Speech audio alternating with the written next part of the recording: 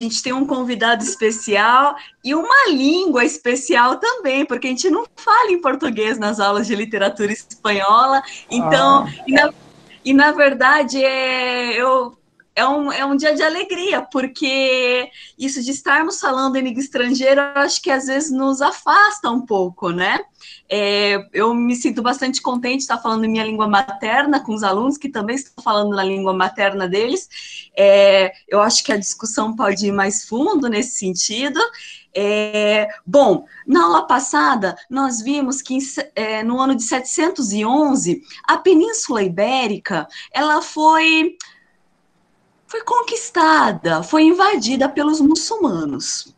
E até então ela era habitada por antigos visigodos, convertidos ao cristianismo. E a partir desse ano, já imediatamente, esses antigos visigodos eles começam a querer retomar as terras que eram deles, porque eles haviam ido para o norte da Espanha. E a partir de então começa uma expansão, um processo de reanexação de territórios, mas que envolvia também aspectos linguísticos, culturais e religiosos, que tem sido conhecido como Reconquista Espanhola. A gente viu também que muitos críticos não gostam desse termo, porque diz que não é uma reconquista. Esse é um termo coalhado de ideologias e que dá a entender que antigamente os cristãos estavam aí. E não é bem assim que eles leem esse processo histórico. E esse processo, como a gente viu na última aula, ele termina em 1492, que é um ano marcante, a gente vai ver mais para frente também, por muitos motivos. Primeiro, a conquista de Granada, o último reduto dos muçulmanos. Segundo, chegada, né, conquista, descobrimento da América. Vocês vão ver lá em literatura latino-americana que Cristóvão Colombo chega esse ano nas Américas e escreve a Carta de Descobrimento, que é um dos primeiros documentos literários da América. E também é o ano de publicação da primeira gramática da língua espanhola. Na verdade, é a primeira gramática de um latim vulgar, né? Então, existe aí a questão da língua que a gente viu na aula passada, então, que vai muito atrelada a esse processo de reconquista, ela tem seu ápice em 1492. Eles publicam a primeira gramática da língua espanhola.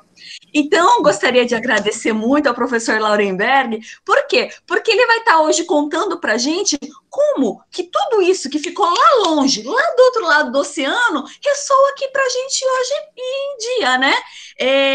Conheci o professor Laurenberg de vista e um dia por muita casualidade, eu me encontrei com ele na Cavalhada. Eu havia ido para o Pantanal, meu filho não queria fazer passeio nenhum de Pantanal e apareceu uma excursão para ir para a Cavalhada. Eu não sabia o que era. Chegando lá, eu fiquei fascinada, porque era igual essas lutas de Idade Média, assim.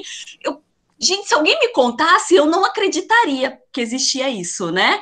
Então, eu fiquei, sei lá, fiquei maravilhada, assustada e um pouco chocada com tudo aquilo, né? Porque realmente eu interpretei como um grande achado. E foi por isso daí que pedi que E o professor Laurenberg estuda a cavalhada, né? Eu encontrei com ele lá, ele estava fazendo algumas fotos, e hoje é uma alegria reencontrá-lo aqui nessa aula de literatura uhum. espanhola. Agradeço muito, e a palavra agora é do professor Laurenberg. Bom, tudo bem. Primeiramente, eu quero agradecer o convite da professora Flávia, dizer que é uma satisfação participar dessa aula no curso de Letras, curso pelo qual eu tenho uma estima muito grande, né, tanto pelo projeto de mundo que o curso defende, quanto pelas amizades que a gente vai construindo, né, ao longo desses anos do NEMAT. Eu sou professor do curso de jornalismo já faz uns 12 anos, né? E desde que eu me entendo como professor, eu sempre me ative bastante em temas relacionados à cultura popular. E é quando eu escolhi fazer esse trabalho sobre a cavalhada, muito mais do que um tributo enquanto pantaneiro, já que eu sou pantaneiro, talvez é a grande questão, talvez o grande mérito, né, que eu estou buscando é tentar mostrar uma tradição a partir de uma perspectiva diferente. uma perspectiva diferente que, de certa maneira, depõe um pouco sobre a minha trajetória acadêmica. Porque muitos dos trabalhos que a gente assim vai encontrar sobre a cavalhada, evidentemente que acaba trazendo toda uma bagagem teórica de historiadores, antropólogos, sociólogos, né, que vem prestando excelentes trabalhos na área de festa religiosa, festa de santo, e ao mesmo tempo, né, vem trazendo até com um detalhe muito rico, né, e valioso para nós, a descrição do que significa viver nessa Idade Média. Então, assim, nessa fala que eu vou desenvolver aqui, eu vou tentar trazer um pouco de algumas dessas características da cavalhada na Idade Média, aproveitando até um pouco da fala da professora Flávia. Eu achei muito bacana essa introdução da Guerra da Reconquista, né, trazendo essa questão histórica e territorial, né, uma questão histórica, territorial e religiosa entre cristãos e mouros. E, no segundo momento, eu vou tentar mostrar como que nessas novas versões da cavalhada na Baixada Cuiabana, especificamente, lembrando que a cavalhada ainda é realizada em outros lugares do Brasil, mas o meu recorte é da Baixada Cuiabana, né? Eu vou tentar mostrar como que essa cavalhada ela acaba, de certa forma, reproduzindo uma série de tendências contemporâneas. Ela acaba sendo uma forma da gente estar lendo esse jeito contemporâneo, só que um jeito contemporâneo bastante singular, é um jeito contemporâneo que envolve, né, as formas como o pantaneiro, o habitante local, ele vai estar abraçando essa tradição religiosa. É um tipo de relação que, de certa forma, até coloca em xeque o que a gente entende como local da tradição. A gente discute muito local da cultura, lugar da cultura, né? É uma discussão assim que, para quem trabalha com cultura, sabe que ela acaba sendo bastante matricial, né? Sobretudo quando a gente fala do Homi Bhabha, os trabalhos do Homi Bhabha, sobre esse lugar da cultura como lugar definidor de práticas, lugar definidor de ritos, né? O que a gente vai assim observar nesse fenômeno contemporâneo da cavalhada na verdade, um processo bastante interessante de hibridação, que quando a gente fala hibridação, a gente está falando de misturas, de mesclas, de trocas, né? Mas, sem rodeios, eu quero começar falando um pouco sobre Idade Média. A gente fala Idade Média, eu vou tentar, assim, pelo menos, localizar para vocês o que vivencia essa Idade Média, né? Eu vou, assim, de uma maneira bastante genérica, vamos falar que a Idade Média é quando temos a queda do Império Romano no Ocidente, né? Isso no ano 5, e ao mesmo tempo a gente vê o avanço do sistema feudal como modelo de sociedade, né? E juntamente com esse sistema feudal que vai se consolidar depois da queda do Império Romano, a gente percebe uma presença, uma hegemonia da Igreja Católica, né? E quando a gente fala hegemonia da Igreja Católica, a gente está falando uma visão de mundo, né? Uma percepção de mundo, uma percepção ideológica de mundo que acaba sendo hegemônica nas relações. Então, assim, a Idade Média, na verdade, ela apresenta é, um mundo ainda bastante rural, um mundo pensado a partir de relações onde a igreja, né, ela vai estar definindo os valores, vai estar definindo as estruturas de hierarquias e poderes, né? E, por fim, essa Idade Média também é o período onde temos, talvez, a grande transição desse mundo agrário, o mundo rural, para o mundo urbano. Pelo menos quando a gente vai fazer a discussão das primeiras cidades, quando as cidades como Paris, Bolonha, né, cidades que logo depois da expansão ultramarinha vão se tornar metrópoles europeias, são cidades que vão realmente surgir a partir da Idade Média. Então, assim, eu tento, nesse trabalho, fazer esse recorte, porque, de alguma maneira, muito mais do que estudar uma relação entre estabelecidos, supostamente estabelecidos, e outsiders, né, que são os forasteiros, no caso, representado pelos muçulmanos, né, uma relação de identidade e alteridade. Talvez o grande debate seja estar entendendo essa dimensão da festa, essa dimensão do fenômeno no espaço urbano, né? Porque, assim, quando a gente vai estar discutindo a cavalhada, historicamente falando, eu acho que o que é importante a gente trazer para o debate, além realmente da descrição que a professora Flávia faz muito bem, eu acho que essa contextualização, Flávia, é perfeita, né? Ela assim, de alguma maneira, constitui as legendas necessárias para uma fala inicial sobre a cavalhada, uma fala histórica. Então, o que eu vou fazer? Eu vou pegar a sua fala, Flávio, e fazer algumas acentuações. A primeira acentuação seria em relação a pensar a cavalhada em três percepções. A primeira percepção você já trouxe, a percepção das guerras religiosas e territoriais entre cristãos e muçulmanos. Cristãos representados pelos visigodos, que eram povos assim que antigamente moravam na Itália e que com a fragmentação do Império Romano eles acabaram se expandindo, né, para a Europa, mais ao oeste, né? Esses povos visigodos eles foram se organizar em vilas, em áreas de trabalho rural. E engraçado que através dessas primeiras atividades dos visigodos a gente vai entender, por exemplo, o conceito de cultura ligado à colonização, cultura como cultivo e colonização, né? E, de alguma maneira, a partir desses povos visigodos, a gente vai entender também um comportamento muito interessante, porque quando a gente vai discutir os visigodos e a maneira como os povos cristãos vão se estabelecer na Europa, a gente está discutindo uma estrutura de sociedade permanente, fixa, né? Sociedades que serão chamadas de povos fixos. Já em contrapartida, quando a gente vai estar discutindo os árabes, né, em sua expansão religiosa, a princípio no norte da África e depois no sul da Europa, Península Ibérica, sul da França, estamos discutindo outro modelo de sociedade, né, um modelo de sociedade que podemos chamar de sociedade nômade. Então, assim, a gente vai perceber que nessas primeiras guerras, sendo a primeira em 711, e, na verdade, quando a gente vai falar da Guerra da Reconquista, na verdade, são diversas guerras, né?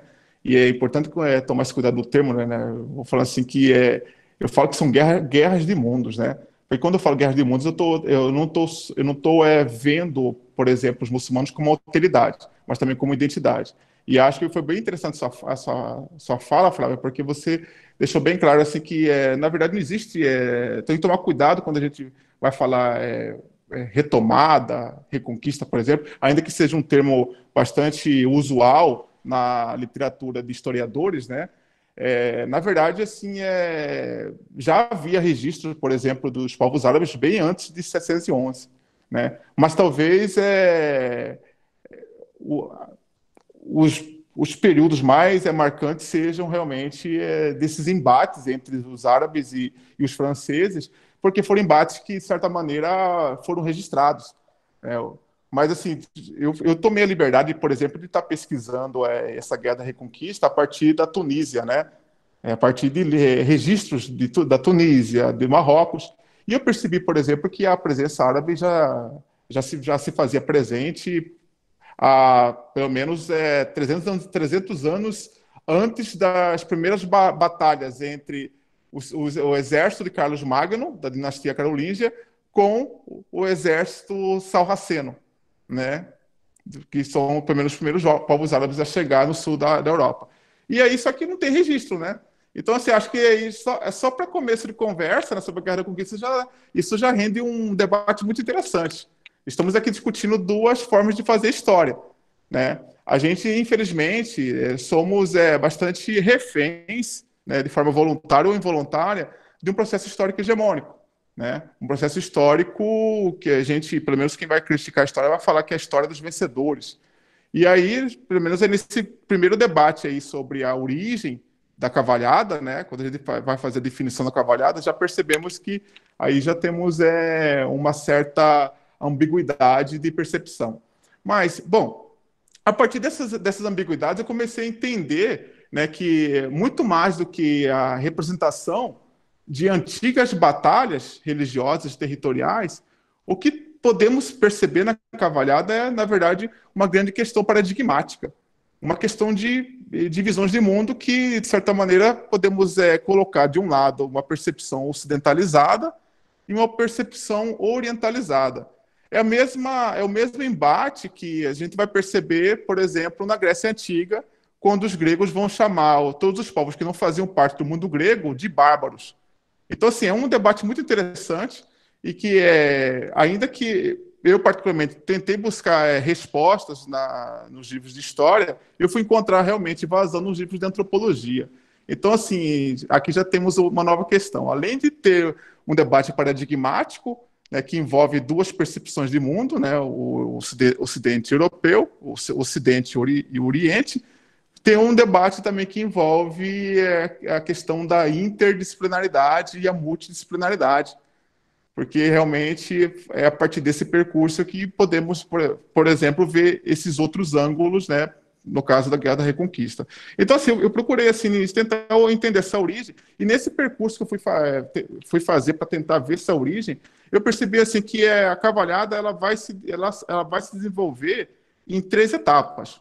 Uma primeira etapa, né, que é a etapa histórica, né, que é o que a gente está falando aqui, né, dos registros das guerras, das batalhas.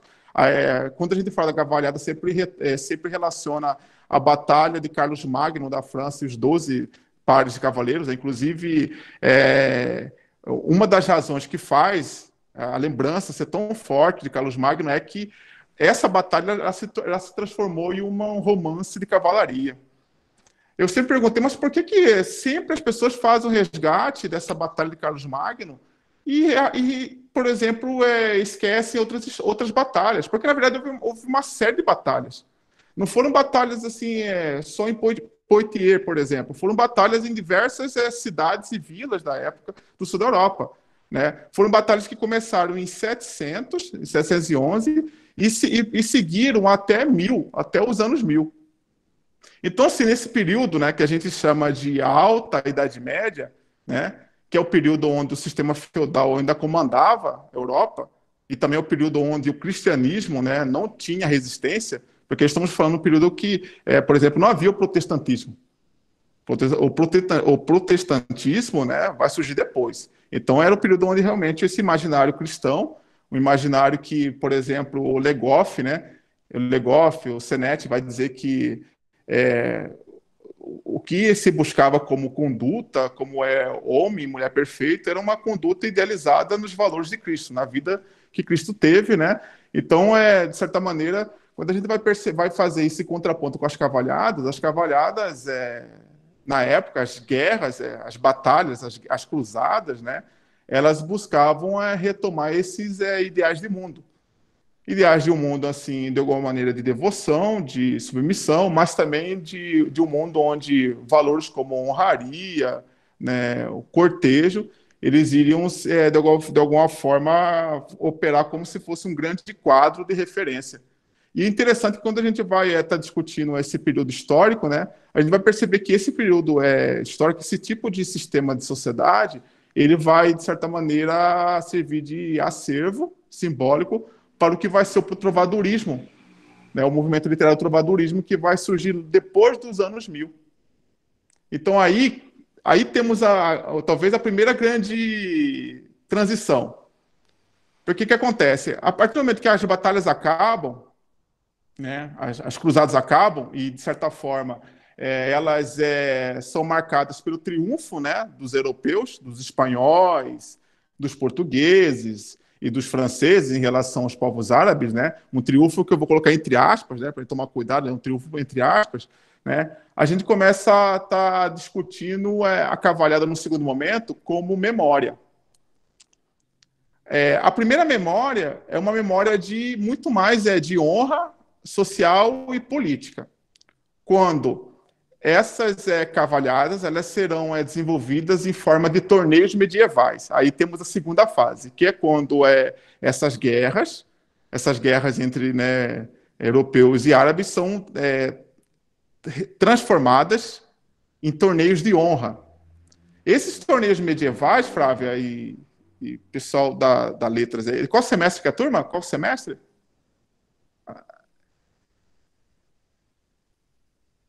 Sétimo? Ah, tá, beleza. A Laís foi mais rápido. Desculpa, Flávia. Desculpa, eu me apresentei e devia saber qual que era o semestre. Perdão, gente, perdão. Então, o que acontece? É, essas guerras, né, elas vão se transformar em memória. E enquanto memória, né, serão trabalhados de duas maneiras. Primeiro, em forma de torneios, né, torneios de honraria. E a gente vai perceber assim que essas honrarias elas envolviam diversas questões familiares, desde casamento, né, desde o casamento onde o cavaleiro para conseguir o dote ele precisava vencer uma batalha, quando também estava em disputa a briga entre duas famílias que acabavam se rivalizando e aí usavam esses torneios, que na Espanha seriam chamados de justas, esses torneios medievais seriam chamados de justas, eles usavam esses torneios para estar medindo forças. Então, de alguma maneira, esses torneios eles foram assim, se cristalizando no imaginário local, né, como um torneio, assim, verdadeiras solenidades públicas, né, onde o que estava em questão era status, prestígio, valores, influência política, mas também econômica, porque se a gente for discutir a cavalhada, evidentemente que a memória ibérica persiste, mas assim, dentro dos romances de cavalaria, podemos definir os romances em três categorias. A primeira categoria é dos romances de Roma, que são romances que acabam trazendo todo aquele imaginário mitológico, né? Imaginário assim que se estende até a Grécia Antiga, por exemplo, onde traz histórias envolvendo troianos, né? A Guerra de Troia, por exemplo, faz parte desses romances de cavalaria de Roma, né? Desses romances romanos. Aí tivemos o segundo momento, que são os romances britânicos, os bretões.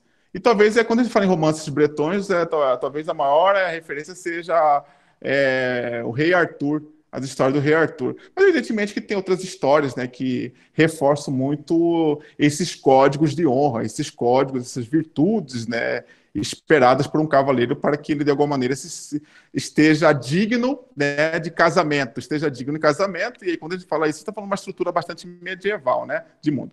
E, por último, né, os romances, o romance ibérico, né, ibérico e latino. E nesse romance ibérico-latino temos, né, no caso, o conto do Carlos Magno e os 12 pares de cavaleiros. Então, de alguma forma, esses romances eles vão assim circular nessa Europa medieval, né? E vão criar todo um imaginário de admiração em relação a esses cavaleiros. Eles eram admirados pelos seus feitos, pelas suas habilidades equestres, habilidades com armas, né? E ao mesmo tempo que havia toda essa fascinação, a gente também percebe que a partir dessa fascinação se estruturava todo um pensamento de sociedade, onde, por exemplo, o cavaleiro, né, de família pobre, geralmente os cavaleiros que participavam das guerras militares, das cruzadas, eram de famílias pobres, né? Eles participavam de alguma maneira visando os dotes, né? Buscando um dote, visando realmente um espaço talvez mais nobre dentro de uma estrutura social que, quando a gente vai discutir estrutura social naquela época, não havia possibilidade de mudança, né? Ou você nascia rei, né, fazendo parte de uma estrutura monárquica, ou você, né, de alguma maneira, se convertia ao sistema de clero, né? E aí, de alguma maneira, também podia usufruir de uma série de benefícios. E curiosamente, né, vale dizer que naquele tempo, né, quando a gente se falava em transmissão de conhecimento, por exemplo, né, as pessoas, a boa parte da população europeia era analfabeta, né? Ela não sabia ler, a leitura era algo bastante exclusiva, né? De poucos, eram poucos que conseguiam ler. E a educação era feita nos antigos monastérios, né?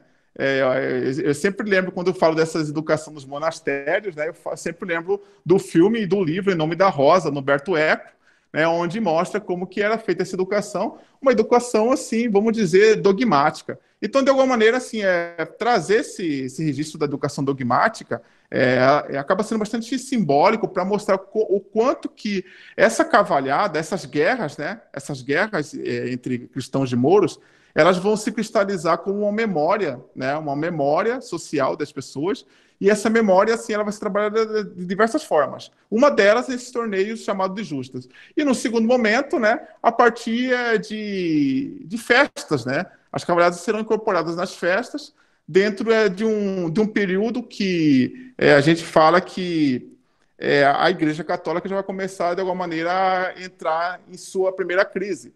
Porque é quando a gente vai perceber valores culturais pagãos, né, atravessarem, né, a cavalhada como símbolo, né, das cruzadas católicas. Então, esse período que a gente vai chamar de carnavalização, que até outra vez eu conversei com a Flávia, né, sobre essa obra do Bakhtin, né, sobre essa carnavalização, que, na verdade, você vê como que algumas manifestações e algumas ritualidades, então, hegemônicas, elas vão passar por uma série de transformações, elas vão incorporar uma série de elementos, e isso vai perceber a partir da cavalhada. E a partir do momento que a cavalhada deixa de ser um torneio de honra e vira uma atração popular de rua, o que a gente está discutindo, na verdade, talvez seja o primeiro grande processo de hibridação, de mistura da cavalhada. E talvez, né, pegando o gancho, popularização, a primeira grande popularização da cavalhada. E interessante que essa popularização da cavalhada ela vai acontecer no período onde a zona rural já não ditava mais a economia da Europa. E a vida urbana, juntamente com as festas, o entretenimento, começavam, né, a ser os centros das atenções. Então, a cavalhada, ela vai, de certa forma, ela vai se consolidar nesse período, justamente nesse período. As pessoas, existe até uma série de controvérsias entre os historiadores quando dizem que a cavalhada vai se consolidar quando as justas elas se tornam torneios assim assíduos, né? Torneios assim que vão fazer parte de um calendário, né? De um calendário social e político, né? Das principais cidades ibéricas e francesas. Existem alguns historiadores que defendem isso, mas existem outros que vai defender que a cavalhada realmente ela vai ter essa força popular a partir do momento que ela vira uma atração de rua. E aí, quando eu falo dessa cavalhada que virou uma atração de rua, eu estou falando da cavalhada, mas é importante a gente fazer outro registro. Cavalhada e tourada. Porque quase que simultaneamente, quando as cavalhadas elas vão se tornar em eventos de rua, e eventos geralmente integrados a uma programação religiosa, né? A igreja vai de alguma maneira incorporar, as touradas também vão acontecer da mesma maneira. Né? Elas vão acontecer da mesma maneira. Porque no caso das touradas, elas vão nascer a partir daquela ideia do cavaleiro que doma os animais, né? do cavaleiro que domina os animais, né? E mostra todo um poderio, né, militar em relação às formas de dominação desses animais, desse mundo, né, mundo animal. E a cavalhada ela vai, de alguma maneira, representar todo um certo discurso de idealização de mundo, de cavaleiro perfeito, do que deve ser um cavaleiro perfeito, do que deve ser uma sociedade perfeita, só que já no universo urbano. Tá? Então aí temos talvez a grande mudança, quando o evento, a luta, a batalha que era rural, as batalhas eram rurais, eram realizadas em lugares afastados da vila, das comunidades, né? A gente começa a ver que esses eventos que eram afastados começam a ser incorporados pela cidade. E aí, as primeiras cavalhadas, né, já a partir de 1400, 1300, 1400, elas começam a ser realizadas nas praças. Então, aí, dentro desse trabalho, dentro desse recorte que eu faço no meu trabalho de doutoramento, isso constitui, talvez, uma questão bastante crucial. Porque aí estamos discutindo assim, um imaginário que aparentemente era rural e ele vai se tornar urbano. E aí, nesse processo de urbanização, né, do evento, a gente também está discutindo também uma série de categorias que vão definir não somente o lugar que os cavaleiros e participantes da cavalhada devem ocupar na pirâmide social, mas também o lugar que a cavalhada vai ocupar como fenômeno urbano, como fenômeno na cidade. Então, são duas questões. Uma questão que envolve uma estrutura social, e nessa estrutura social, assim, para quem já foi na cavalhada, vai perceber assim, que é uma estrutura assim, bastante emblemática, né, simbólica, porque a gente discute cavaleiros, né, a cavalhada ela é formada por 12 cavaleiros, né, 12 cavaleiros de cada lado. Esses cavaleiros são acompanhados por pajens, que são os aprendizes, E quando a gente fala em né, a figura do pajem, eles representam toda aquela fidalguia, né? A figura da fidalguia, quando a gente percebe a figura do pai que passa os valores para o filho, né? Valores que envolvem toda uma questão de honra, tem toda uma questão do mito do herói aí, que acho que é importante depois a gente explorar, né? Discutir mais. E ao mesmo tempo a gente tem a questão da princesa. E o que é ironia ou não, né? A gente vai perceber que essa história da princesa, esse conto da princesa, né? As pessoas falam que tem a ver com uma visão do próprio Carlos Magno, mas não é. Na verdade, a princesa Cavalhada, se a gente for analisar bem, ela vai recorrer à mitologia grega, né? Mais especificamente à Guerra de Troia, né? Quando a gente vai discutir o rapto da princesa, por exemplo, né? O rapto da princesa pelo príncipe troiano, gente, é uma semelhança muito grande, assim, com o que acontece na encenação, não somente nos dias atuais, como antigamente. Então, assim, de alguma maneira, essa atração popular da cavalhada, muito mais do que representar as lutas, né, as antigas batalhas da Guerra da Reconquista, ela vai ser vai ser um grande patchwork, né? Porque quando eu falo patchwork, eu estou falando em uma grande mistura.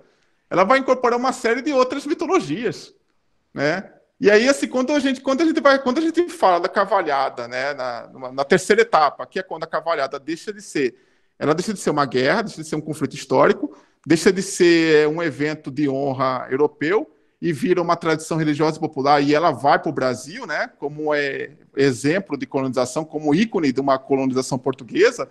O que a gente vai perceber é um evento que ele vai incorporando, como poucos, né, os valores culturais de onde esse evento se instala. Então, assim, geralmente os Nuremberg, debates... Oi. desculpa te interromper, que eu tenho uma pergunta que tem a ver com essa hibridização e também Opa, com o fica à calendário. vontade. Por que a cavalhada é realizada no feriado de Corpus Christi? Qual a relação? Então, olha, o que eu vou perceber nesses estudos históricos da cavalhada é que a integração da cavalhada ela acaba sendo bastante variada, né, no Brasil. Por exemplo, existem festas de cavalhada que são realizadas no mês de dezembro. As festas da cavalhada lá de Bragança, no Pará, por exemplo, elas foram incorporadas por outros santos, né? E não, por exemplo, o São Benedito. A festa que você foi em Poconé, ela faz parte da Irmandade de São Benedito, que talvez seja a principal festa de santo de Mato Grosso. Por exemplo, na Bahia, a cavalhada já é incorporada por São Sebastião. Em Minas Gerais, né, já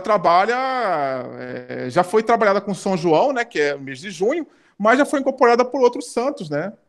Santos que são comemorados em outros meses. Então, assim, existe um caráter bastante eclético em relação a essa incorporação da cavalhada.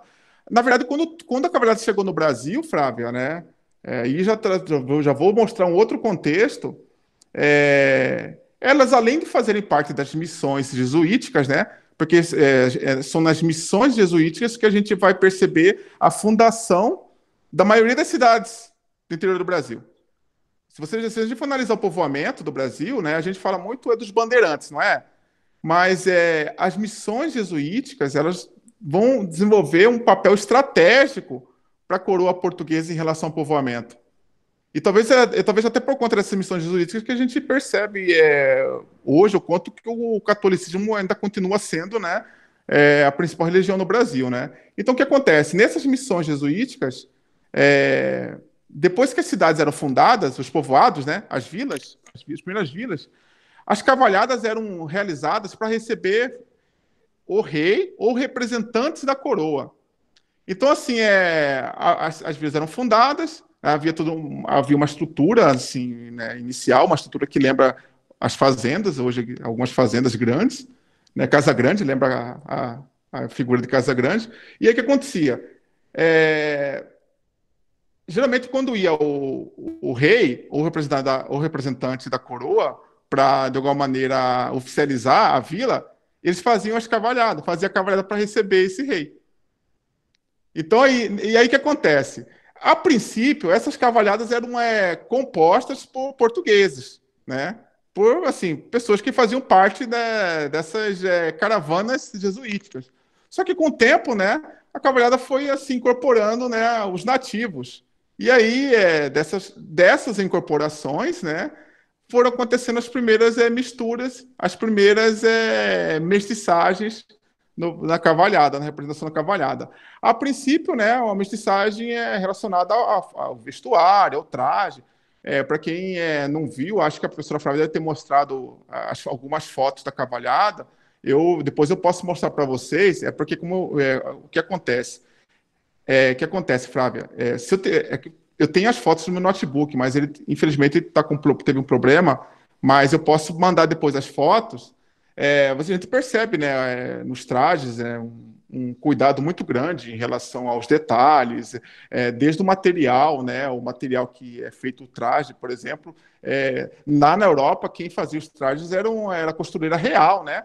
A costureira do rei que fazia os trajes. Então você já imaginam a nobreza, né, o valor simbólico envolvido nos trajes. No Brasil, né, essas primeiras cavalhadas, além de terem trazido os trajes da Europa, esses trajes vão sofrer mudanças, né, vão sofrer uma série de adaptações. E aí eu vou dizer assim que esses trajes vão, de alguma maneira, se adaptar à moda tupiniquim. Então, assim, talvez seja a primeira grande hibridação. Depois, evidentemente, que existem as questões geográficas, né? Porque uma coisa é você imaginar a cavalhada que eram feitas naquelas arenas europeias, né? E outra coisa é você imaginar a cavalhada que é feita no Brasil, o que vai demandar uma outra estrutura arquibancada, camarote, né?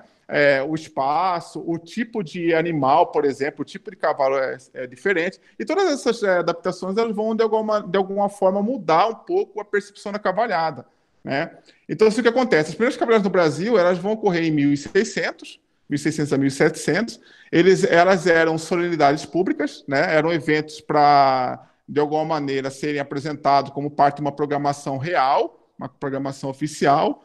E aí, assim, vamos dizer que elas só serão incorporadas realmente como parte de festa de santo a partir de 1800, 1900, porque aí é nesse período onde a gente começa a perceber que a cavalhada não vira apenas um evento político, colonial, e a cavalhada acaba se tornando realmente parte do povo.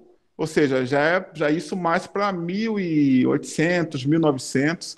E é interessante quando a gente discute essa passagem, né? Na verdade, existem poucos registros históricos, Flávia. Nesse trabalho, por exemplo, assim, a quem que eu vou me recorrer? Eu vou me recorrer, por exemplo, a antropólogos, né? Tem o Carlos Rodrigues Brandão, que até inclusive eu te passei, eu acho que passei para você o material. Ele é um antropólogo goiano, né? Ele vai fazer a cavalhada de Pirinópolis, né? A gente fala em cavalhada hoje no Brasil, a gente fala em cavalhada em Poconé e Pirinópolis, são as mais conhecidas. E ele vai fazer esse trabalho assim de resgate histórico das festas de santo. E segundo ele, a cavalhada só realmente consegue virar um evento religioso, um evento popular da comunidade mesmo, né? A partir de 1800, 1900, ou seja, bem depois. Vamos dizer que até então a cavalhada era um evento bastante formal, assim, ficava meio que preso a algumas formalidades, e somente ele vai assim adquirir essa conotação mais popular do povo, né, das multidões, a partir de 1800 e com mais ênfase em 1900. Então, assim, nesse recorte que eu começo assim a enxergar como que a cavalhada, ao invés de ser uma frente de colonização, ela vai ser também uma frente de recolonização. Porque quando eu falo em recolonização, eu estou discutindo os valores locais. A partir do momento que os valores locais eles começam a ser negociados e começam a intervir de maneira mais autônoma na representação da cavalhada, né?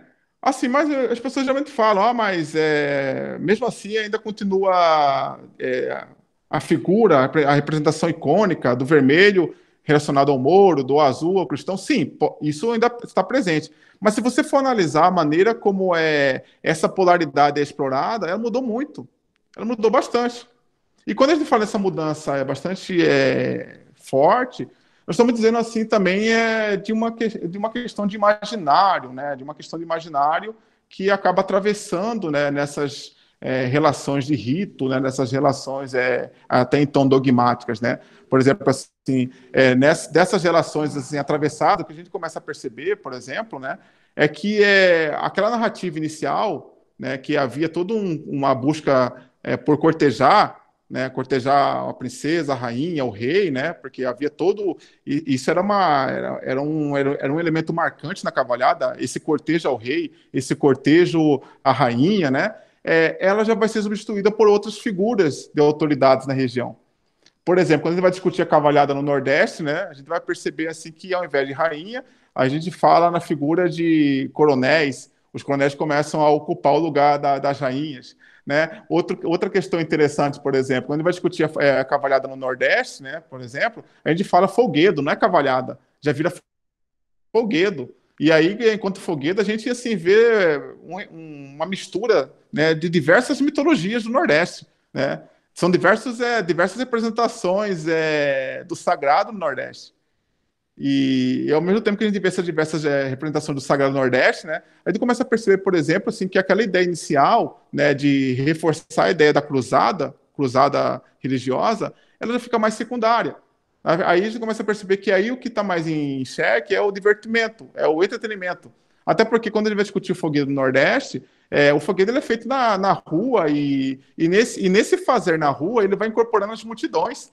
As multidões vão participando assim, do desfile dos cavaleiros. A multidão vai participando e vai se tornando protagonista do processo.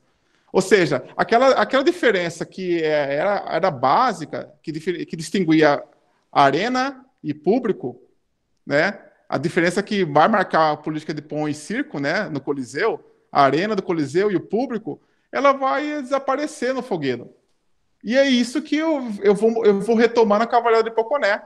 Né? A cavalhada, quando vai surgir em Poconé, na praça, não havia separação do espaço. As multidões, assim, elas acompanhavam os cavaleiros e participavam quase que junto assim, com o cavaleiro das provas. Né?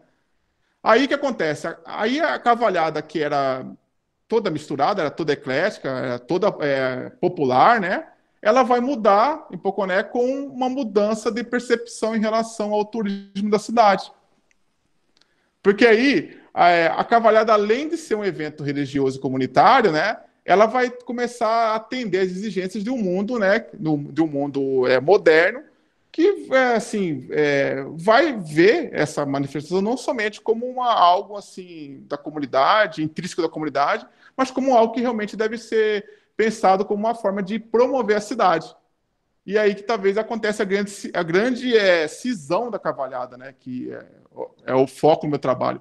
O meu trabalho vai discutir realmente como que essa versão contemporânea da cavalhada, uma versão que começa a ver a cavalhada como produto turístico, né, permite assim, a gente enxergar a história da colonização de outra maneira. Né? Então, assim, talvez esse seja o grande ponto, o ponto crucial a ser debatido. Então, assim, a cavalhada que você vai assistir, Flávia, que você assistiu naquele dia, ela não é somente um evento religioso ligado à Irmandade do glorioso São Benedito. Ela também acaba sendo um evento turístico dentro de uma programação de promoção da cidade, de uma cidade assim que até então era vista somente a partir do Pantanal, e que acaba vendo a cavalhada como uma grande estratégia cultural, uma estratégia de marketing cultural. E aí, quando a gente vai discutir o evento como um elemento de mercado turístico, estamos discutindo também uma questão também de representação, de organização, né, social, né, onde festeiros, não somente festeiros, se tornam, né, também agentes econômicos. E muito mais do que agentes econômicos, eles se tornam empreendedores culturais. Então, esse recorte no meu trabalho ele acaba apresentando esse novo viés da cavalhada, né? Que é quando a ideia de profano, religioso, ela acaba abraçando, na verdade, a ideia de sagrado, de religioso, ele acaba abraçando um novo profano. Se o profano, na Idade Média, descrita por Mikhail Bakhtin, era um profano relacionado ao paganismo, né? Outras crenças, ao politeísmo, né? Esse profano agora tem como referência um mercado neoliberal, né, onde todo mundo que participa da festa se torna empreendedor da festa, se torna não somente consumidor, ele se torna também empreendedor. Né? E aí, nesse processo, a gente começa a discutir uma nova ideia de ritualidade e, ao mesmo tempo, uma nova ideia de tradição, né? Então, Uma assim, nova enfim, ideia de Deus também, né? também. Assim, eu fiz assim, eu fiz um apanhado geral, Flávio. Eu acho que, de maneira mais assim, ampla é isso, né? É esse o percurso que eu faço, né? E, bom, eu acho assim que com perguntas a gente pode desenvolver mais. Eu fiz algumas anotações aqui, Flávio, mas assim, eu acho que agora a gente perde o tempo, né? A gente se empolga, mas eu acho assim que dentro do que a gente É combinou, gostoso né? falar sobre o que. Eu acho que dentro do que a gente combinou, eu creio que esteja de bom tamanho. Evidentemente que eu posso, assim, aprofundar mais, assim. Eu estou fazendo um apanhado bem geral, sabe, Flávio? Bem geral, assim, desse percurso histórico aí, né? Eu podia, assim, trazer algumas datas, mas eu acho, assim, que como um diálogo, né, uma conversa convidativa, eu acho que tá bem registrado, né, o percurso. Claro, eu agradeço muito, porque justamente a ideia era ver como esse espírito tão longínquo, tanto no tempo como no espaço, acabava ressoando aqui, né? E claro, Uhum, é um novo espaço de colonização também, né? Se naquela época existia uma cruzada aqui, e existe ainda uma cruzada no solo, em terras brasílias, parece, né? Laurenberg, eu uhum. tenho já uma primeira pergunta, fui anotando coisas aqui, gostaria de agradecer, foi super Opa! bacana escutar. A primeira pergunta é: o que mais me chamou a atenção quando eu fui na cavalhada é porque eu pensei que fosse ser uma representação da Reconquista, mas não é, porque os mouros podem ganhar o torneio, né? Isso foi o que eu achei mais fascinante, assim, foi o meu momento de torcer pelos mouros, assim, né? E o que eu gostaria de perguntar é se desde sempre, mesmo quando as cavalhadas eram para receber o rei ou algum representante da monarquia, era Uhum. possível que os mouros ganhassem o torneio. Nunca foi um teatro sobre a Reconquista.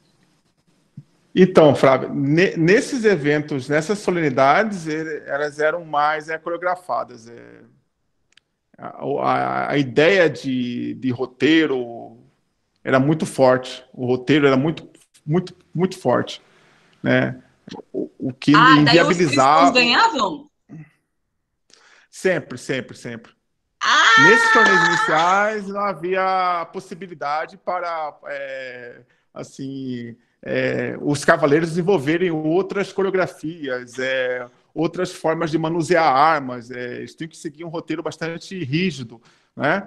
Então não possibilitava a gente ter outros desfechos, né? Nesses primeiros torneios. Mas assim, o que a gente vai perceber, né, nos torneios mais contemporâneos, né, é realmente uma certa liberdade, né, uma certa liberdade nessa tal teatralização. Na verdade, assim, a gente quando vai discutir a cavalhada, tentando nomear, categorizar a cavalhada, ela é um híbrido, né? Ela tem um pouco do teatro, né? O teatro que, se a gente for analisar, ele vai assim ascender na Idade Média, né? Justamente naquele período que eu falei para você, a partir dos anos 1000, que o teatro vai se consolidar como um evento de praça pública, até então não era, ficava assim escondido. E aí o que acontece? Ele tem um pouco do teatro, Flávio, mas tem também a disputa, né? Tem a questão da rivalidade, tem a questão individual do cavaleiro, né? Porque assim, a gente não sabe como cada cavaleiro vai reagir e vai participar do evento aquele dia, né? A gente também não sabe o que cada cavaleiro tem de repertório. Eu acho que isso, de alguma maneira, acaba sendo um ingrediente interessante na cavalhada, né? Porque a gente está percebendo também escolas equestres. Né? A gente vê assim escolas disputando, né? Qual que é a escola que tem mais domínio sobre o cavalo, que tem mais cultura equestre, qual que é a escola que realmente tem mais, vamos dizer, que mais trabalha com habilidades de armas, né? Então, assim, tem toda uma briga velada, né? A gente fala assim que na cavalhada moderna, a briga entre Mouro e Cristão é apenas um pretexto. Na verdade, existem outras batalhas assim ocorrendo de forma transversal, né? Assim, batalhas que não somente envolvem o poderio familiar, a hegemonia de uma família em relação a outra, né? Mas assim, existem inúmeras outras questões, né, que abrangem, por exemplo, desde é a forma como a cavalhada é incorporada na festa de santo, né, na programação, a maneira como a cidade, né, escolheu o local para a cavalhada. Então, assim, a gente vai perceber que existe uma série de questões que atravessam e no final, Moro Cristão acaba sendo apenas um pretexto,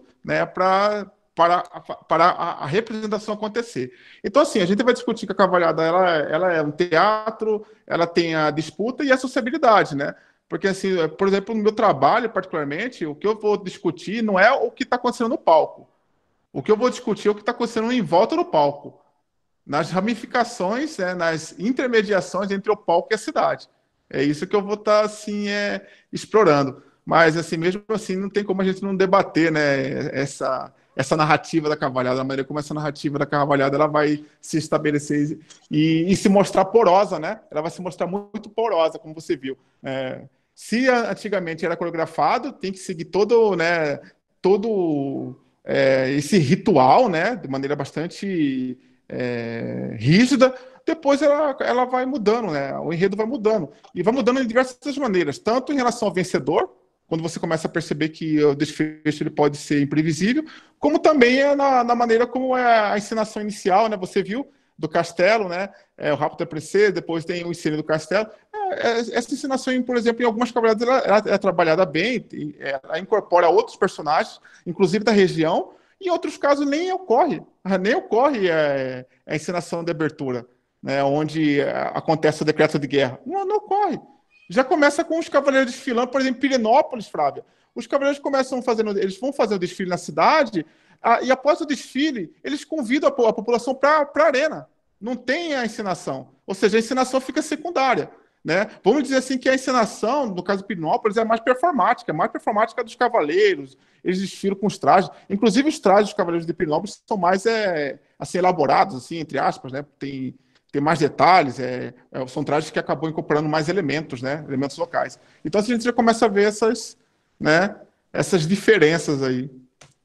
Gente, tem um castelo que pega fogo de verdade. Vocês precisam ver quando acabar a pandemia, porque é emocionante isso. É muito legal a encenação. Laurenberg, pensando, né, sei lá, na hibridização, eu acho que na Baixada Cuiabana também existe um confronto, não sei se a gente pode chamar de ideológico, entre os pau-rodados e os que eles chamam de chapa e cruz. Você acha que é possível ver algo disso na cavalhada? Porque é um encontro com o outro, na verdade, né? Cristãos e moros. O Todorov ele vai dizer que a alteridade foi inventada com o descobrimento da América. Mas, gente, a Europa já estava coalhada de alteridades e eles lá tentando vencer o outro. Na verdade, acho que eles só se deram conta. Não sei bem como acontece isso, né? Mas para mim é um encontro com outro mundo e eles não entendem muito, né, desse outro mundo. Eles vão só demonstrando cada vez que eles querem demonstrar que tem mais poder sobre esse outro mundo, né? Não existe tentativa de diálogo, ainda que no poema de Milcid. Opa! Ainda que no poema ele se trata, o Milcid ele respeita muito os muçulmanos, ele inclusive tem 2 amigos muçulmanos, não, mas isso de falar inclusive tem 2 amigos muçulmanos já mostra a relação, né, que esse cavaleiro estabelecia com outro mundo, né? E você acha que não tem Sim. Que não se encharca nem um pouco disso na Baixada Cuiabana? Porque eu acho que essa é uma temática muito presente na Baixada Cuiabana, né? Ou não? Com certeza. Não, é muito forte, né? Quando a gente vai discutir como se estrutura a irmandade religiosa das festas de santo, por exemplo, porque se a gente está falando da cavalhada, nós não podemos esquecer que por detrás da cavalhada existe uma série de atores, né, locais que compõem uma irmandade religiosa. Então, assim, nessas irmandades religiosas a gente vê uma série de processos, né, processos que envolvem aceitação, pertencimento, né, assimilação cultural local, né, mas ao mesmo tempo são processos que carregam muita segregação, né? Eu falo isso porque fazendo um recorte dessa Irmandade de São Benedito, não é todo mundo que consegue participar, né? Ah, mas basta frequentar a igreja. Não, não basta frequentar a igreja. Né? Então, assim, existe toda uma questão de hierarquias sociais, econômicas, né, que acabam refletindo um pouco das oligarquias rurais da Baixada Cuiabana, né?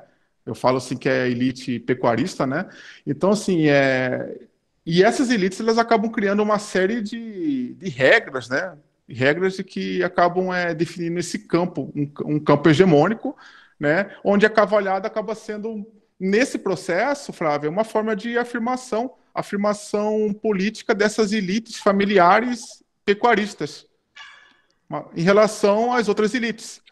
Porque, assim, na verdade, a gente vai perceber que, de alguma maneira, esse pensamento de elite, né, essa elite rural, ela vai entrar em crise na medida que a presença de imigrantes de outros lugares do país, né, vai ficar cada vez mais comum em Mato Grosso, né, porque aí a gente está discutindo outros modelos, né, de economia, outros modelos de sociedade, e ao mesmo tempo a gente vê que essas festas de santo têm se transformado em verdadeiras frentes culturais muito mais para a afirmação política das elites familiares do que propriamente da afirmação política do popular, né, do povo, né, das camadas populares desses lugares. E a cavalhada acaba sendo um exemplo, né, uma forma de afirmação política e que carrega uma série de segregações, desde, por exemplo, a definição de cavaleiros e de festeiros, quem que é o festeiro da cavalhada.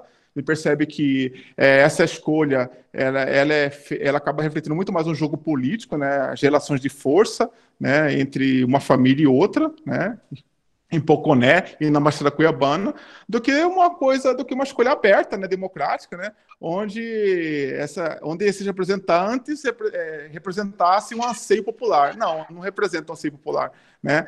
Eu vou dizer assim que o que a gente percebe é que o popular, né, as multidões, né, da cidade, elas vão participar muito mais para legitimar esse mecanismo de afirmação política, né? Então, assim, eu acho que nesse processo, você já vê o outro, né? Já tem o outro que não faz parte da Irmandade, né? Já é o outro, ainda que eles tentam borrar isso, né? Nos diversos mecanismos que a festa de santo tem, né, para borrar isso, dizer que está todo mundo junto e misturado, né? A festa de santo tem esses aparelhos informais, táticos, né, que acabam borrando essas diferenças. Mas na prática, de maneira bastante panorâmica, você percebe que essas segregações. Por exemplo, nesse trabalho cavalhada mesmo, eu vou trabalhar com o drone. Mas para que eu vou trabalhar com drone? Eu vou usar o drone para mostrar de maneira panorâmica como que essas relações de poder elas se estabelecem no espaço cavalhado. Quando a gente vai, por exemplo, quando eu te encontrei, a gente estava perto da arena, né? E você deve ter percebido, por exemplo, que havia duas arquibancadas, né? Você estava do lado das arquibancadas e do outro lado havia camarotes. Aí vem aquela pergunta, mas quem que pode ir no camarote? Todo mundo? Não é todo mundo. Ah, não é? Não é. Eu fui com Existe meu filho e uma... fiquei do lado da princesa, achando que era, e ganhei uma cadeira ainda no Lemberg. Então, mas sabe o que eu percebi? Você conseguiu, né? Não, mas eu acho que no seu caso, Flávio, tem aquela questão da figura do turista, o outro, né? O outro de fora, né? O outro de fora que acaba sendo uma figura amoral, né? O amoral, porque não entra dentro daquelas relações morais na festa, né? E aí o que Claro. acontece? Né? O outro, né? E aí o que E acontece? uma criança no colo também eu tinha, né? Pois e eu acho que não podia ser diferente, né? Já que esses festejos estão com essa consciência mais turística de promover a cidade a partir da cavalhada, eu acho que o que eles fizeram é o básico, né? O básico da cartilha do bom anfitrião, né? Do bom anfitrião, independente se está pensando realmente em um ganho político, econômico, independente disso. Acho que eles fizeram o básico, sabe, Flávio, na minha concepção. Mas o que me chama a atenção, que acho que vale a pena falar para ti, é que naqueles camarotes, do outro lado, onde a gente se encontrou, havia uma série de camarotes, lá você vê uma série de núcleos. Cada camarote pertence a um núcleo familiar. E cada núcleo estabelece sua festa. Então são diversas festas, são microfestas em cada camarote. Nessas microfestas tem mesa, tem churrasco, né? tem um tipo específico de confraternização. Eu fiquei assim, eu fiquei impressionado com isso. Falei, gente, a cavalhada virou um espetáculo que acaba reunindo diversas microfestas. Microfestas que cada uma carrega o seu, né, a sua diferença nuclear, a sua diferença familiar, que acaba sendo segregacionista, né? Que acaba sendo excludente mesmo. Porque aí, no caso, assim, a multidão que não está uniformizada, a multidão que não participa desses núcleos, ela acaba assistindo de fora, né? Ou na arquibancada, ou circulando no evento. E aí, assim, nesse meu trabalho, eu pelo menos estou tentando focar nessa multidão anônima, os não uniformizados, né? Os não uniformizados, aqueles que não são nem mouro nem cristão, mas que estão, de alguma maneira, buscando esse espaço na festa. A ideia é mostrar como que essa multidão que não participa desse jogo, Flávio, desse jogo simbólico, político, ela, de alguma maneira, acaba produzindo uma cena alternativa para a cavalhada. Mas qual cena alternativa? Por que a cavalhada tem que ser entre vermelho e azul? Por que não outras cores? Assim, uma brincadeira. Por que não outras cores, né? Então, assim, essa reflexão. Na cavalhada contemporânea, o vermelho e o azul é secundário. O que interessa realmente é a gente estudar as outras cores, ver as outras cores que acabam povoando não a arena, mas o entorno da arena. As cores fora da arena. Bacana. Tô pensando aqui, gostei muito da sua interpretação, claro, eu era amoral, eu não participo daquele jogo de forças, né? E acho que isso dá para ler na cara, né, de quem não participa do, sei lá, devia ter um olhar perdido, assim, tipo, ai, nem sei onde eu estou. Mas muito bacana. Uma aluna perguntou qual a expressão que eu usei, foi pau rodado. Eu escrevi aqui no chat, mas também estou dizendo, do Chapa e Cruz e pau rodado.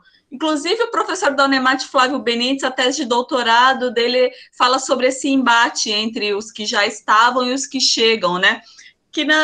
E produz confronto, como produzia lá na Idade Média, como a gente viu na Reconquista, essa não entender quem é o outro, querer dominar o outro. A gente foi vendo a mesquita Catedral de Córdoba, que era uma basílica visigoda, virou a maior mesquita depois de Meca, e hoje é aquela catedral linda que a gente viu as fotos, né? Na verdade, vão se sobrepondo. E são os governos um pouco isso também, né? Eu faço minha política e vem outro, ao invés de continuar o que estava sendo feito, sobrepõe, tentando mostrar força, né? Tentando mostrar poder. Na verdade, Marcação territorial, né? É uma quase instintiva, na verdade, né? Fico pensando, tá mais pro lado animal do que pro lado da civilização, parece isso, né? De não conseguir ver o outro e querer dominar, na verdade.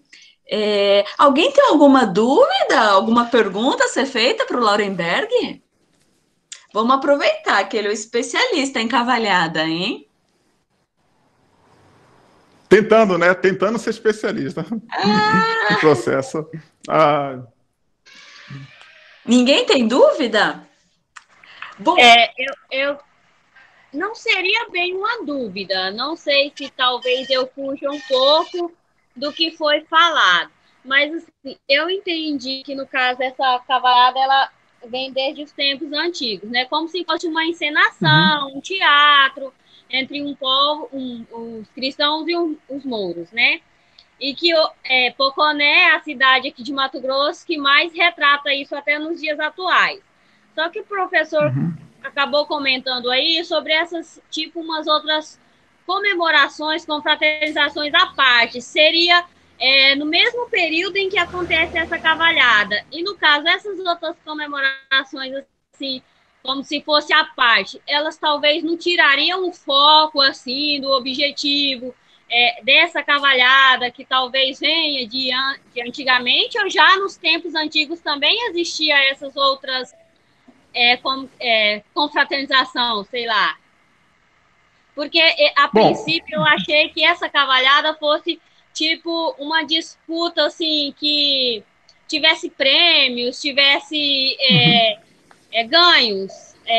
Não a de antigamente, essa de hoje, né, em Poconé, no caso, que é mais comum ter. Só que, pelo que eu entendi, se trata mais de uma brincadeira, uma encenação mais para diversão. Isso. assim, quando a gente faz o retrato da cavalhada na Idade Média, né, é evidente que vale o registro que havia essas efervescências sociais, né? Só que por mais distantes que elas ocorressem, né, elas haviam assim como principal foco a contemplação da cavalhada, a contemplação do espetáculo. E aí, quando a gente vai discutir essas efervescências na cavalhada de Poconé, por exemplo, na versão contemporânea, a gente começa a perceber que o acontecimento da arena, né, o evento da arena, a teatralização, não acaba sendo o principal foco em si. Né? No caso, o que acaba sendo a dinâmica é uma sociabilidade. E aí o evento vira um pretexto para ocorrer essas sociabilidades. Eu nesse trabalho, fiz uma verificação de algumas pesquisas, né, na perspectiva do turismo sobre a cavalhada, e pelo menos o que eu fui perceber é que o que ocorre nesses camarotes, né, nessas áreas mais reservadas do cavalhódromo, é, é um grande pretexto, é uma grande ocasião para poconeanos que moram em outras localidades, né, poconeanos que foram embora da cidade por um processo de diáspora, voltarem à cidade e reencontrar os parentes. Então, aí, nesses processos, o evento em si acaba sendo bastante secundário, acaba sendo apenas uma ocasião para gerar essa sociabilidade e grande integração. Né? Então, assim, eu posso dizer que isso tem se tornado cada vez mais um traço bastante característico, né, da cavalhada. É um traço que faz a cavalhada virar realmente muito mais do que um fenômeno religioso, mais um fenômeno social e que envolve diversas formas de você estar relacionando com a festa, né? Não somente aquela inicial que eu comentei com vocês aí, de culto religioso.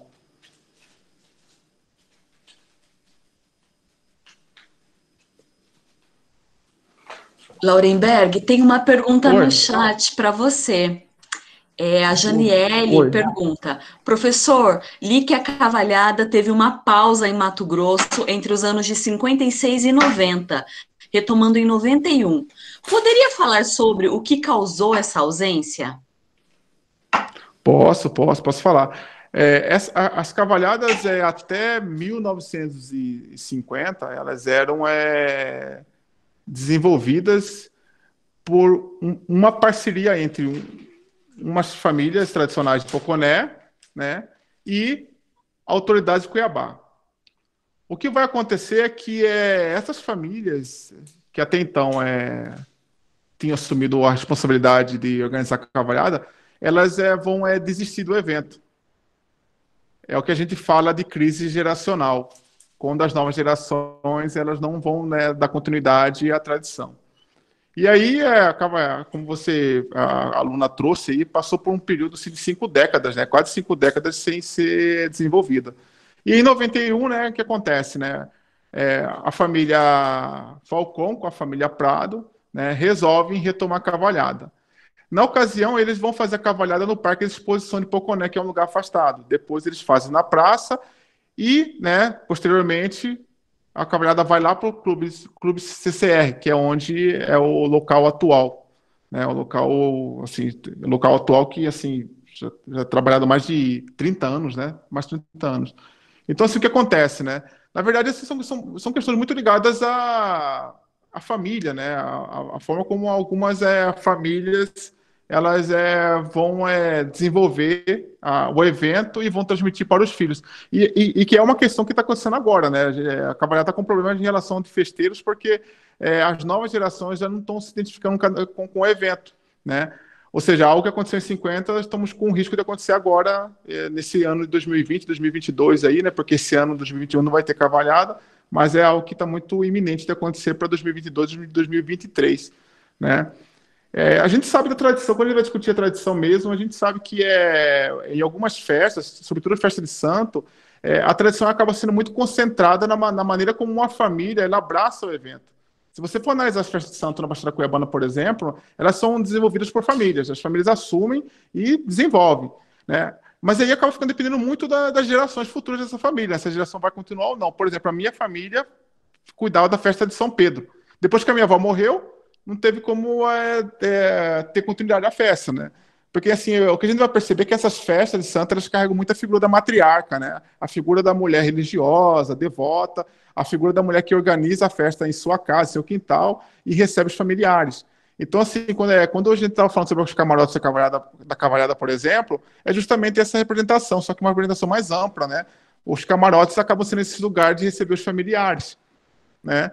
E aí, assim, no seu caso, Flávia, você não acaba sendo não familiar, você acaba sendo o turista, né? Que eles, assim, é, até por uma função política, né? Eles vão receber tranquilamente, né? É o turista que vai conhecer esses familiares. Agora, no meu caso, né? Que sou poconiano, eu participo de uma família que né? De alguma maneira é conhecida na cidade. Eles já vão ver com outros olhos, né? Eles vão perguntar, não, esse camarote não é seu. Se você for, vai para o camarote de outra família. Então já tem esse entreveiro aí, né?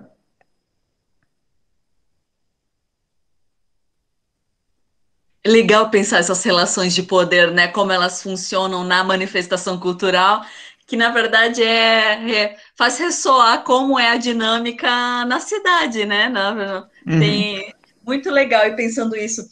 É, bom, professor, gostaria de agradecer muito, muito, muito. E para ir fechando um pouco a fala do professor, a gente tem alguns minutinhos para falar depois sobre o curso, só com os alunos, né? Gostaria de. Você falou em história dos vencidos, né? Dos vencedores, quero dizer. Uhum. E fico pensando que essa era uma expressão que eu conhecia.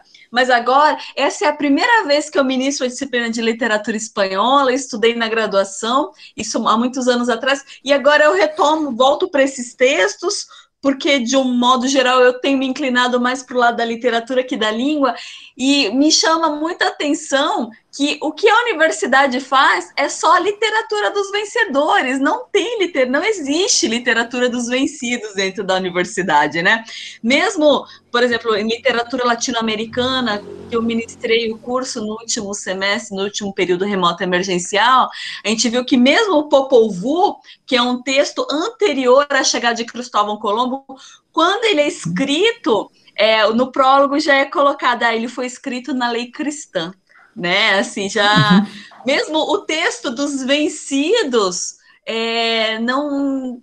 não existe pureza aí, né? Já existe aí um gesto de não, mas não é bem assim. Eu vou melhorar isso, eu vou consertar isso, porque isso não pode, aquilo não pode, né? E fico pensando que a universidade, em grande medida, está aqui para falar da literatura dos vencedores, né? E fico pensando que é um desafio, né, para essa disciplina tentar pensar o lado dos vencidos, né? Não existia literatura do lado de lá, né? O que é Pois é. literatura, né? Não, como era? O que é literatura para eles, né? Gostaria de agradecer pela exposição e também por essas provocações, né? Porque a gente vai depois são coisas que ficam na cabeça da gente, trabalhando, e acabam desembocando em outras reflexões daí, né? Gostaria de agradecer muito, professor, pela disponibilidade, pela boa vontade, pela participação, e enriqueceu muito o nosso curso, essa possibilidade de ver que esse é um imaginário que segue em funcionamento na atualidade e aqui no nosso próprio estado, né? Pois é, Flávia, eu, assim, quero agradecer a oportunidade, né, dizer que estou à disposição para futuros encontros, seja em sala de aula, seja em eventos.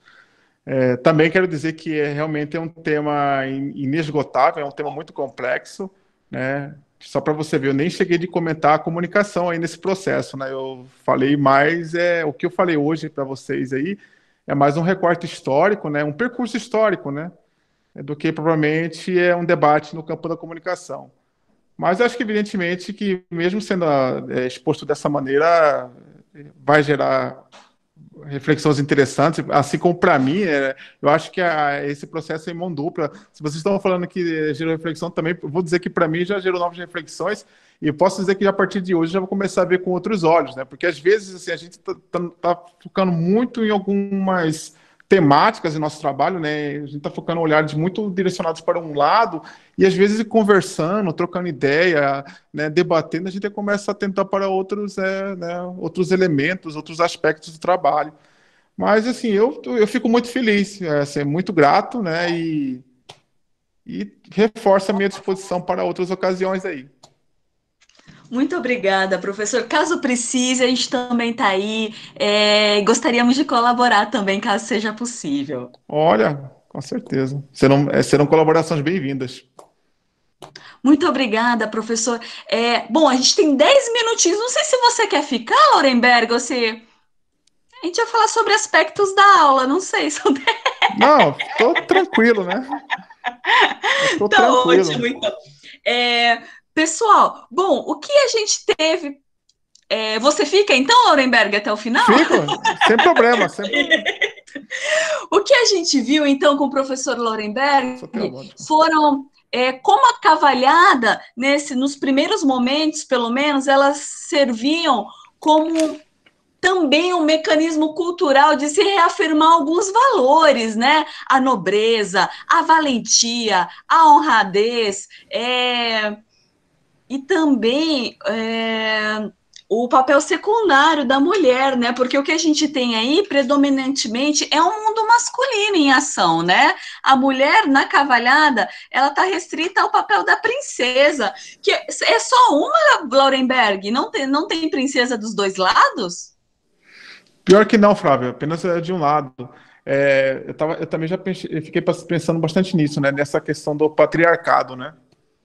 O quanto que a cavalhada acaba reforçando esse patriarcado e a mulher acaba sendo colocada como um objeto é um botim de aspirada, guerra, né? almejado, né?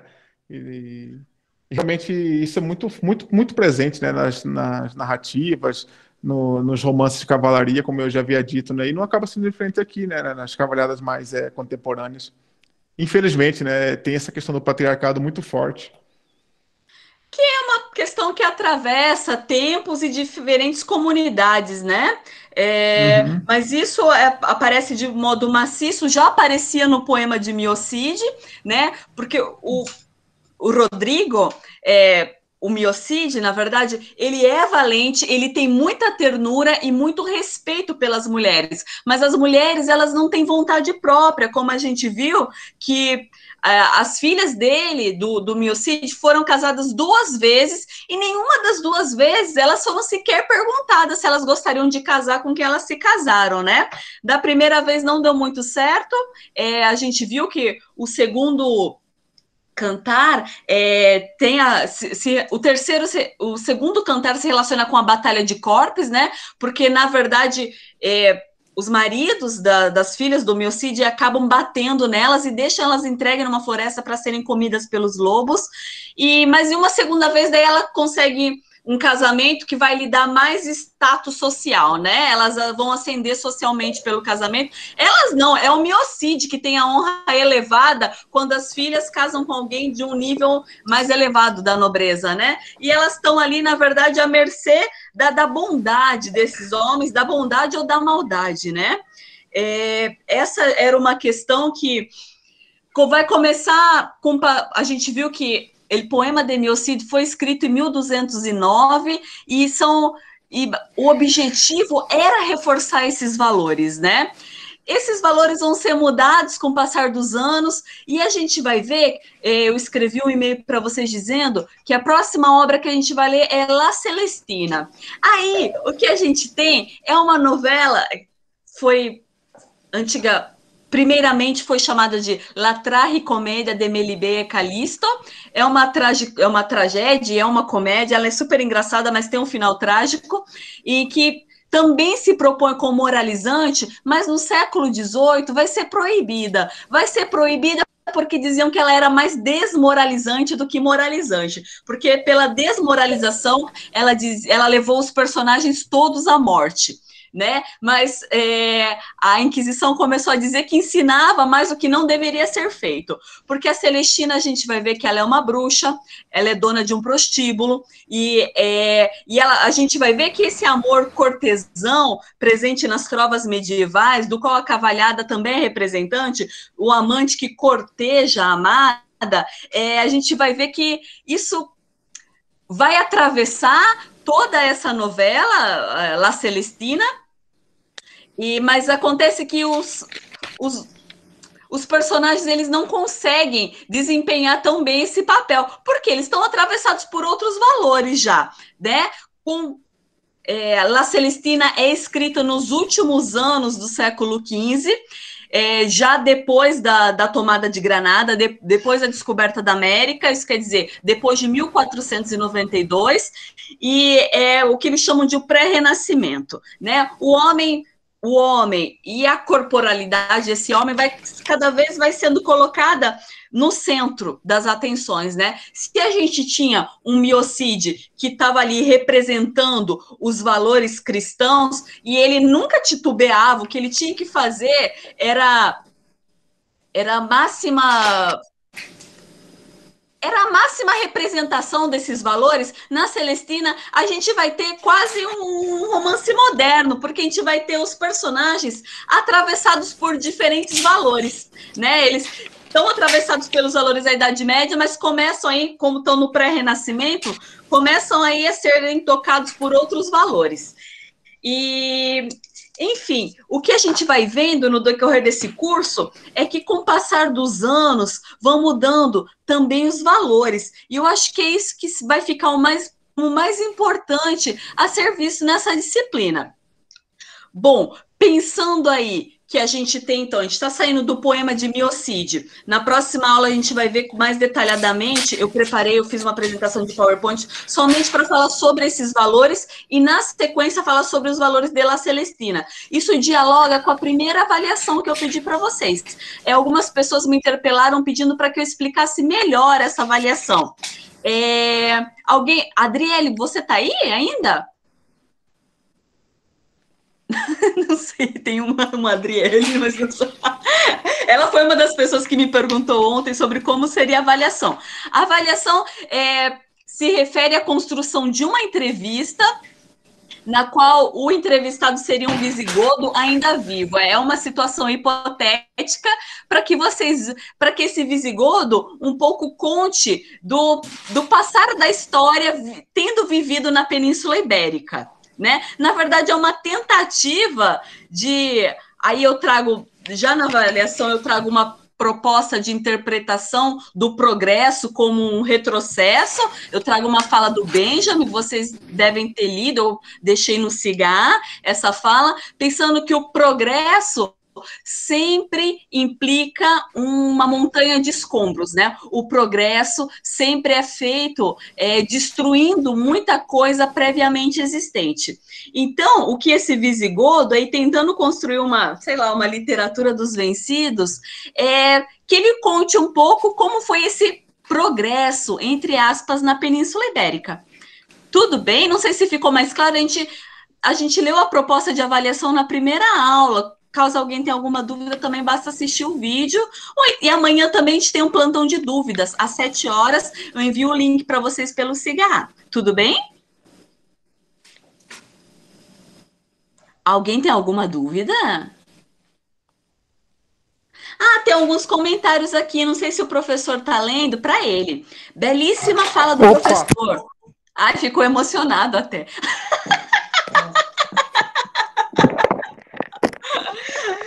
Belíssima fala do professor, ajudou e muito no entendimento sobre o tema. Janiele, muito interessante mesmo. Anderson, a princesa é quase uma Helena de Troia, então? Oi. Oi? Eu quero pedir desculpa, houve um problema. Eu crio gato e meu gato acabou de derrubar aqui o tripé. Perdão, gente, desculpa aí. Esse gato é Peralta. Os gatos são super protagonistas nas aulas. Pois é, ele não está conformado em ficar aí parado, quer participar, né? Você quer participar, né? Vem, gato! Bom, é a segunda vez, mas eu não cheguei a pegar um pouco a sua fala, peguei já no final. Você falou de um Ah, aluno que comentou. alguns alunos comentando, agradecendo a fala e Uhum. dizendo belíssima fala do professor, ajudou e muito no entendimento sobre o tema. A Janiele, muito interessante mesmo. E o Anderson traz uma pergunta que é: a princesa é quase uma Helena de Troia, então? Sim, sim, ela traz muitos elementos, né, da Helena de Troia. Desde a representação do que foi o sequestro, né, do episódio que acaba sendo marcante para consolidar a figura da Helena de Troia como uma grande mitologia, um grande mito, mas é propriamente na construção, né? Na construção do arquétipo da princesa, que envolve traje, no tipo de beleza. Porque a gente, a gente está falando muito em relação à narrativa, mas acho que é importante a gente pensar que a narrativa existe uma estética que atravessa a narrativa, e nessa estética existe toda uma idealização, né, muitas vezes romântica, do que acaba sendo princesa, a mulher ideal, né? É uma representação que foi muito comum, que foi muito forte na mitologia grega, quando vai definir as deusas, a figura das deusas, né? A figura dos semideuses, das semideusas, e que de alguma forma acaba aparecendo a cavalhada como um elemento muito definidor, né? Designador dessas relações aí de cortejo, né? Porque quando a gente vai discutir, por exemplo, a figura da princesa, a gente também automaticamente já traz um pouco aquela cantiga do amor, do trovadorismo, né? Que é um amor impossível. Um amor do vassalo para a princesa, né? Ainda que seja impossível, vamos dizer que a cavalhada tentava fazer essa ponte, né? O cavaleiro, se ele conseguisse uma série de honrarias, conseguisse uma série de triunfos, ele conseguiria estar, né, à altura, né, de cortejar essa princesa. Então, traz muitos elementos, né? Desde da história construída, né, da maneira como, né, a história é representada, o enredo, como na forma da representação mesmo da beleza, da busca da beleza, né? Se a gente for assim retomar essa discussão da idealização da figura, a gente vai retomar também uma questão bastante comum na Grécia Antiga, que era o corpo, né? Cultuar o corpo, né? O corpo perfeito, né? O corpo virtuoso. E a princesa traz isso, né? Traz um pouco dessa percepção do corpo virtuoso, do corpo perfeito, do corpo, né, idealizado, né, de uma pessoa que está assim acima do mundo, o mundo normal dos humanos, né? Enquanto os cavaleiros precisam correr, precisam lutar para chegar nesse nível pós-humano, vou dizer assim, um pós-humano moral. Né? Porque o que acontece? Que a gente vai discutir a cavalhada no presente, a gente vai discutir o outro pós-humano, o pós-humano do ciborgue, da Dana Haraway. Né? É o pós-humano do ciborgue. Na Idade Média era o pós-humano do moral, né? Que era uma princesa que estava do lado de Jesus Cristo. Uma princesa que estava, né? Que era uma santa, né? E só para finalizar, e assim, engraçado que essa questão da santa, essa idealização da santa, da figura da mulher intocável, né? Ela vai inspirar o Renascimento, né? Quando você pega o quadro Mona Lisa, por exemplo, né? É um exemplo de como que essa questão da idealização da figura da pessoa intocável, da pessoa virtuosa, ela acaba sendo muito forte, né? Não somente na Idade Média, mas vai persistir até um período, né, na modernidade, né? Continua o Renascimento e aí acho que a modernidade acaba de alguma forma, né, freando, né, essa busca, né, essa busca pela pessoa perfeita, pela idealização perfeita, né? Eu acho que ainda é o imaginário que sigue em vigor, será que não? Acho que não é algo franqueado, acho que são imaginários que circundam, acho, né? E nos constituem ainda, É, né? Não é, eu acho que a assim, gente não ultrapassou isso ainda, né? Não... eu acho que quando a gente vai discutir o contemporâneo, Flávio, eu acho que o contemporâneo carrega de tudo um pouco, né? Ele tem um pouco dessa idealização romântica, né? Ele tem um pouco do carpe diem, do arcadismo, né? O carpe diem, viver assim a vida bucólica, na vida do campo, né? Esse culto à vida do campo, traz um pouco assim do concretismo, né? Traz um pouco do barroco e as contradições fortes do barroco. E assim, eu acho que o contemporâneo ele acaba sendo uma releitura de tudo, de diversas fases históricas que já vivenciamos, né? O contemporâneo é isso. Porque a modernidade é um projeto, na minha opinião, falido, né? A modernidade, assim, como você acabou citando o Walter Benjamin, né, no Progresso, né, que se constrói a partir das ruínas, né? A modernidade, por si só, é um projeto que não consigo dar conta, né, das suas promessas. E acho que o contemporâneo ele vem para abalar a modernidade, né? Olha, não é assim não tem como você colocar as relações em caixinhas, né? Não tem como você demarcar a cidade em espaços, né, fechados, disciplinados, não tem como, né? Então, eu acho que, de alguma maneira, esse romantismo, essa idealização acaba, né, sendo presente hoje, né, como uma releitura. Bacana, sim. Vem para abalar, mas também vem para sobreviver à modernidade, né? Porque deveria ser difícil sobreviver esse projeto. Gente, professor Laurenberg, mais uma vez, muito obrigada. Gente, muito obrigada pela presença e participação. Só lembrando que para a próxima aula o texto já está na íntegra, La Celestina, no Cigar, e também deixei um vídeo, uma representação feita pelo Teatro de Valência. É engraçado, vale muito a pena ver, e tem um tom, a gente ainda vai fechar o poema de Miocid na próxima aula, e na sequência entrar em La Celestina, tá bom? Por isso eu peço que vocês venham com o texto lido, para que a gente possa conversar sobre alguns aspectos, para que eu não precise contar a história para vocês, porque é mais divertido conversar com o outro sobre uma história quando o outro também conhece a história, né? Agradeço muito, gente. Tenham uma boa noite, um bom descanso. E o grupo eu vejo, então, amanhã, na hora do plantão de dúvidas. E o professor Laurenberg, a gente vai trabalhando junto por aí, tá ok? Opa! Gente, muito obrigada, viu? Valeu.